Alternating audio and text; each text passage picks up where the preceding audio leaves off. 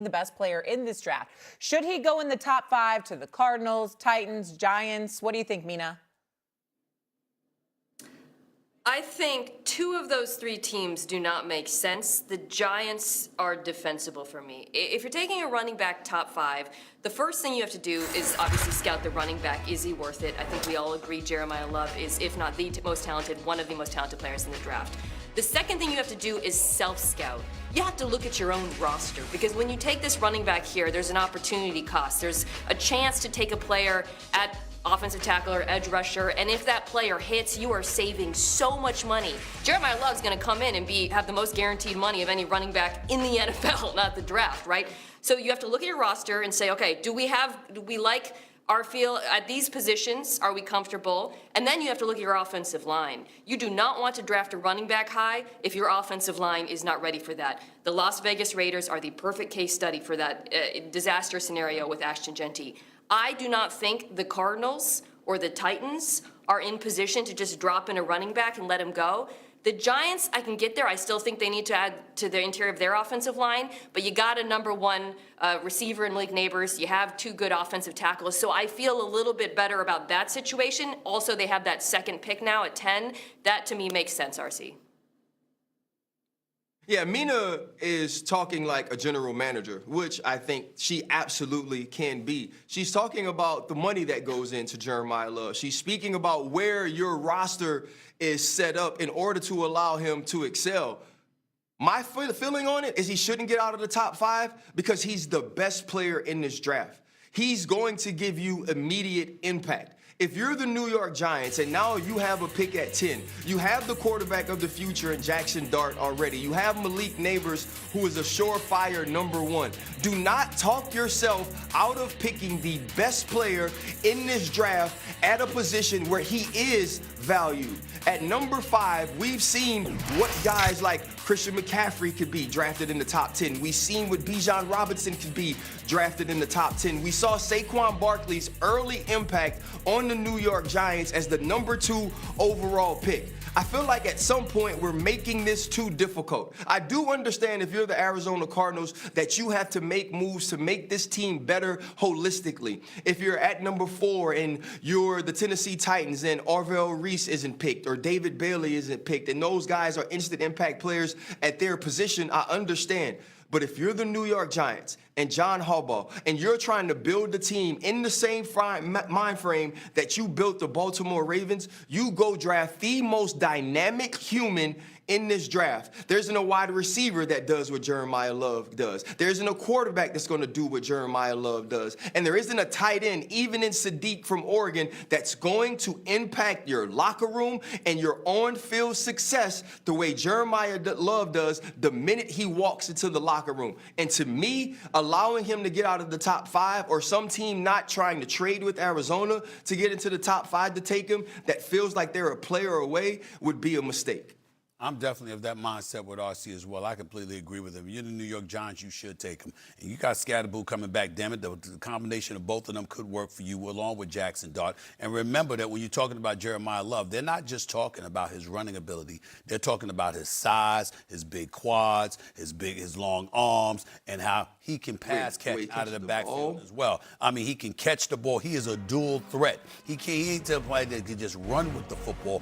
He can catch it too. So being that kind of dual threat out of the backfield, I think is incredibly important for what you want to do with the New York Giants, not to mention the fact that you want to protect Jackson Dart as much as you possibly can. We keep forgetting that the brother had about 5 concussions his rookie year. I mean, from preseason through the season, he had about five different times that he suffered a concussion. I'm looking at it along those lines, getting the ball out of his hands quickly to weapons like that is certainly something that's going to preserve him. I think you have to take that into consideration. And if he falls to the Giants, they absolutely should take him. I'm going to put you guys on the spot really quick here. Do you think it's more likely a team in the top 5 that we laid out drafts Jeremiyah Love or someone trades up to get him? A Chiefs, a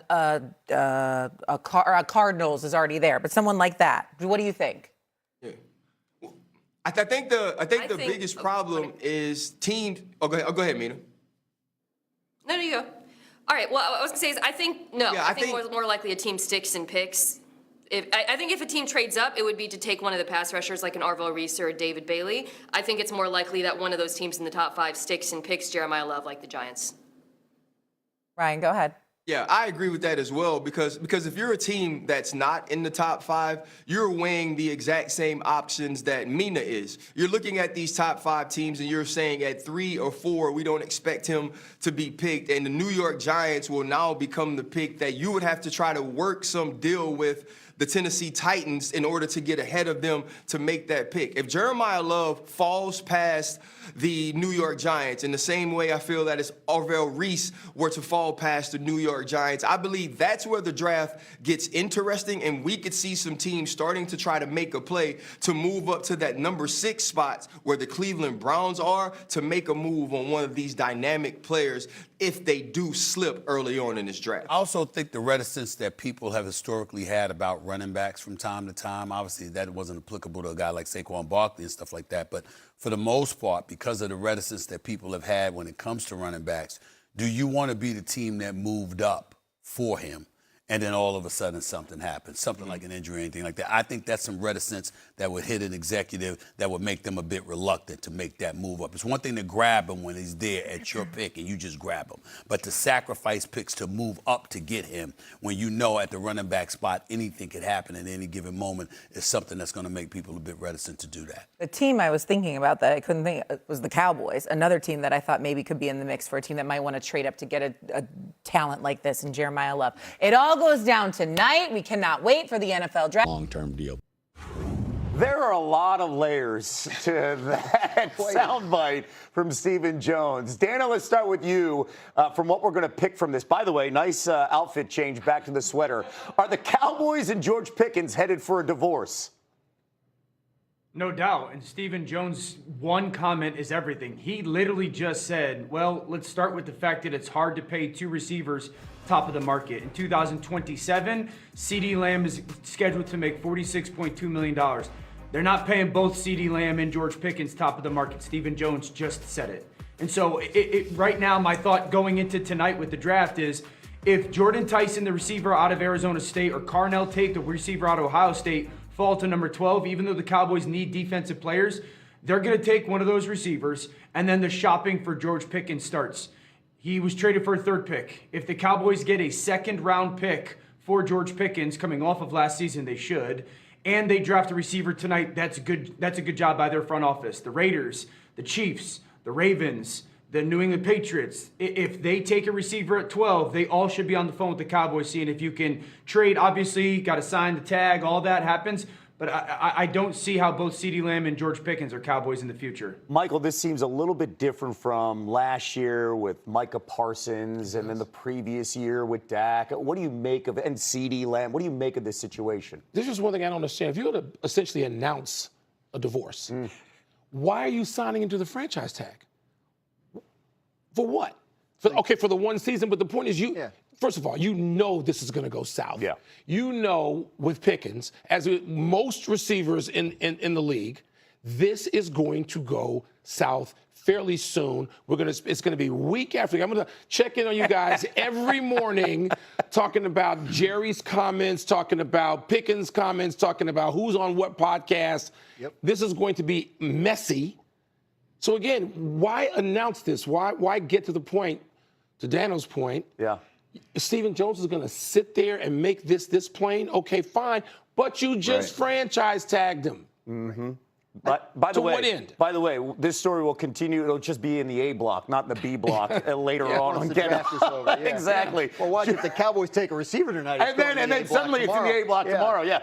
Right now, what do you think of this situation here with both sides? It's expected. Yeah. I mean, if you're George Pickens and his agent, you should have known this was going to happen, right? You know you got a chance to go there and play really well, and you know the Cowboys franchise tag people, and they make you play on it. I mean, that's what they do every single year. So you should have known that as Georgia. You should have known as the Cowboys, as they do, you can't pay 2 receivers $100 million plus in guaranteed money. And George is not going to play on the tag. He will not be a Cowboy, whatever shakes down. I think even if they don't draft one high, he's going to get dealt at some point this offseason. We've seen him be disgruntled at times, the body language, being outspoken when he's not happy. You think that's going to work here in Dallas? He's going to be unhappy. It can't work. This marriage is done. Keep in mind, they pick at 12 and 20. I do know that. Let's get that context here for tonight as we have this scenario play out. Yeah, they need defense, and I think where their focus is at 12 is defense. And I think they have a list of players that if they fell to them, or if they could make a small trade up to get one of them, that they would do it. However, they also do like Jordan Tyson. And if they were to take him at 12 because their defensive options were all exhausted, that does prompt a conversation about what do you do with Pickens. I think the Cowboys are very confident in their position that the right thing to do with George Pickens is the franchise tag this year. Great year. Let's see it again. Jordan's just mentioning there's other stuff that comes with George Pickens. We heard a lot of things about him in Pittsburgh, about inconsistency of focus, this kind of thing. You talk about body language. I mean, there's a reason Dallas was able to get him, to Stephen Jones's point, for a third-round pick. So I think they are saying, George, do it again, and then we'll see, because CeeDee Lamb in 2027 is scheduled to make a $28 million salary. Dan mentions the $46 million cap hit. They can reduce that if they need to. But hypothetically, if George Pickens plays this year and has a monster year and CeeDee Lamb has injuries, you can start to think about, do you want to pivot that way? So I think the Cowboys see this as the best way to set themselves up with the most possible options going forward. Dana, what would be the Cowboys' dream scenario here tonight? The Cowboys' dream scenario would be for Jordan Tyson to fall to 12, them draft Jordan Tyson, and then the Chiefs call and offer the 29th pick for George Pickens. And I don't know how realistic that is because, again, obviously you have to agree to a signing of a franchise tag and working out a contract. But given everything that Stephen Jones said and given where the Chiefs are with their wide receiver group, I don't know how, if you watch Dallas take that wide receiver tonight, again, if you're the Chiefs, if you're the Raiders, if you're New England, if you're the Baltimore Ravens, it's at least not having a conversation of, do we want to call Dallas and see if they're willing to